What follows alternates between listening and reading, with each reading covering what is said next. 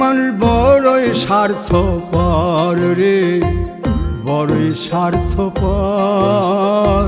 বুকের মাঝে জায়গা দিলে যতন কইরা ভাঙ্গে রে অন্তর।